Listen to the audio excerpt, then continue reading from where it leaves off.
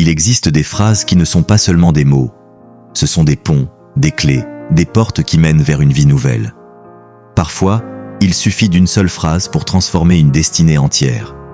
Nelson Mandela, cet homme qui a passé 27 ans derrière les barreaux, cet homme qui a connu l'humiliation, la solitude, la violence et le désespoir, mais qui en est sorti plus fort que ceux qui ont voulu le briser. Cet homme-là n'a pas seulement survécu, il a changé le monde. Aujourd'hui, je veux partager avec toi cette phrase qu'il a prononcée. Cette phrase capable d'éveiller en toi une force que tu ignorais jusque-là. Cette phrase qui peut transformer ta manière de voir la vie, de lutter, d'aimer et d'avancer. Reste jusqu'à la fin, car la dernière pourrait devenir le tournant de ton existence. La première phrase est simple, mais elle bouleverse tout. Je ne perds jamais, soit je gagne, soit j'apprends. Toute ta vie, on t'a peut-être appris à craindre l'échec, à le voir comme une honte, un jugement, une preuve de faiblesse. Mais Mandela te dit le contraire. Il t'apprend que l'échec n'existe pas tant que tu continues d'avancer. Chaque chute te donne une leçon. Chaque défaite t'apporte un outil. Tu ne recules pas. Tu te formes. Tu te construis. Quand Mandela a été arrêté, humilié et emprisonné, il aurait pu croire qu'il avait perdu. Mais au lieu de se noyer dans la colère, il a appris. Il a appris la patience, la maîtrise de lui-même, la discipline silencieuse et la stratégie. Ce qu'il a vécu n'était pas une défaite, c'était une préparation, une formation, un raffinement intérieur. Et c'est cette vision-là qui lui a permis de transformer ses échecs apparents en une victoire mondiale. Souviens-toi, les perdants cherchent des excuses, les gagnants cherchent un sens. L'échec n'est pas le contraire du succès, il est son architecte. La deuxième phrase dit ceci: cela semble impossible jusqu'à ce que ce soit fait. Beaucoup de choses dans ta vie te paraissent peut-être hors de portée. Tu te dis que c'est trop grand, trop lourd, trop tard, trop difficile.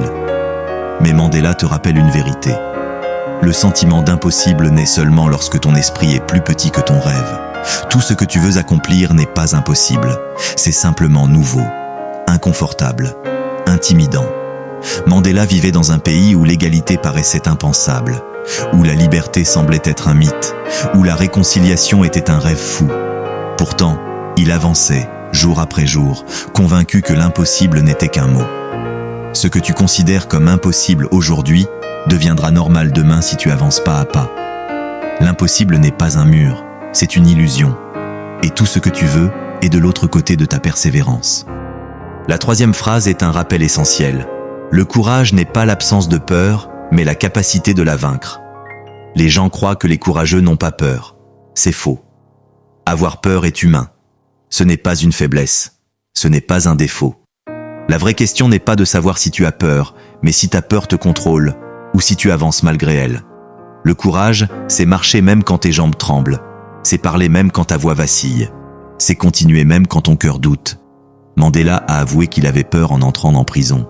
Il avait peur pour sa vie, peur pour son peuple, peur de l'inconnu. Mais il a choisi de rester debout. Il a choisi de montrer à ses gardiens que son esprit ne serait pas brisé. Le courage est un choix, pas une absence de sensation. Le courage n'est pas d'être invincible, c'est de ne jamais abandonner. La peur est un signal. Le courage est une réponse. La quatrième phrase est plus profonde qu'elle n'en a l'air. Être libre, ce n'est pas seulement se débarrasser de ses chaînes, c'est vivre de manière à respecter et à renforcer la liberté des autres. Mandela parle ici de la vraie liberté, celle qui est intérieure. Tu peux quitter une relation toxique et rester prisonnier de la rancœur. Tu peux laisser un travail stressant, mais rester prisonnier du stress. Tu peux quitter une situation difficile, mais ne jamais te libérer de la douleur qu'elle t'a laissée. La liberté extérieure ne suffit pas. La liberté intérieure est la seule véritable libération. Mandela aurait pu sortir de prison avec haine, avec vengeance, avec une colère infinie. Mais il a choisi la paix. Il a choisi la réconciliation. Il a choisi de guérir plutôt que de se venger. C'est cela, la liberté véritable. Ne plus laisser le passé diriger ton cœur. Tu n'es pas libre tant que ton cœur est attaché à ce qui l'a blessé. La liberté commence quand tu te libères de toi-même. La cinquième phrase dit: la plus grande gloire n'est pas de ne jamais tomber, mais de se relever à chaque chute. Le monde applaudit ceux qui réussissent, mais il oublie combien de fois ils sont tombés. Chaque chute n'est pas un échec, mais un entraînement. Chaque fois que tu te relèves, tu deviens un peu plus fort, un peu plus sage, un peu plus résistant. La chute te teste, le relèvement te révèle. Mandela est tombé politiquement, physiquement, psychologiquement. Il a été trahi, abandonné, maltraité. Mais il s'est relevé à chaque fois. Et chaque relèvement a été une victoire silencieuse qui l'a préparé à devenir l'un des plus grands leaders de l'histoire. Le sol n'est pas ta maison, c'est un point de départ. Et tant que tu continues de te relever, tu ne cesseras jamais de grandir. La 6e phrase est une vérité profonde. Il n'y a rien de plus puissant qu'un esprit déterminé. La détermination est une force que rien ne peut arrêter. Quand ton esprit est déterminé, la fatigue recule, la peur diminue, les obstacles se déplacent, les doutes s'effacent. Mandela savait que son corps pouvait être enfermé, mais tant que son esprit restait libre, il restait invaincu. La détermination est un feu intérieur qui ne s'éteint pas. Le monde appartient à ceux qui refusent d'abandonner. La détermination est une force qui ne vieillit pas. La 7e et dernière phrase dit « La vie n'a pas de sens sans service ». Mandela ne vivait pas pour lui-même. Il vivait pour une cause, pour un peuple, pour une vision. Il avait compris que la vie prend de la profondeur quand elle contribue à quelque chose de plus grand que soi. Servir une idée, une cause, une famille, un rêve, c'est donner du sens à sa souffrance et un but à sa réussite. L'homme le plus puissant n'est pas celui qui accumule, mais celui qui sert. Et maintenant, te voilà arrivé au terme de ce voyage à travers les mots de Mandela. Tu viens d'entendre cette phrase, mais ce ne sont pas des mots. Ce sont des fondations, des armes, des lumières.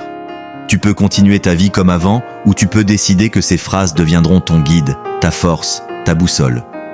Le monde n'a pas besoin de plus d'hommes forts.